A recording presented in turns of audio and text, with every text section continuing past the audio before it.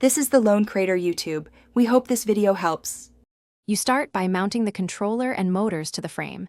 This sets the mechanical baseline. Once done, wire the power supply to the controller and route cables neatly to avoid pinch points. Make sure to install the feeder mechanism aligned to the output path so parts flow cleanly.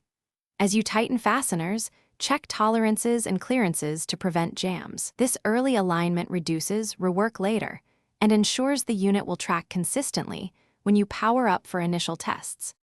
Next, configure the control logic and feed path so the machine knows when to act.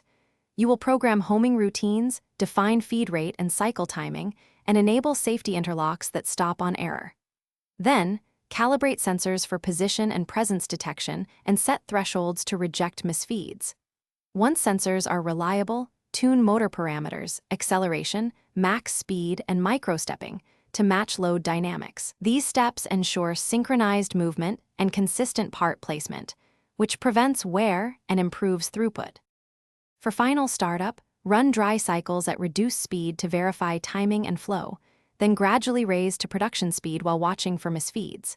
Make sure to inspect output parts for alignment, tolerances, and any surface damage so you catch root causes early.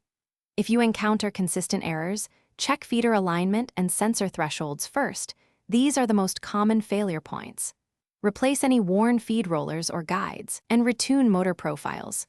If problems persist, stop and re-evaluate the mechanical path before continuing production. Thanks for watching.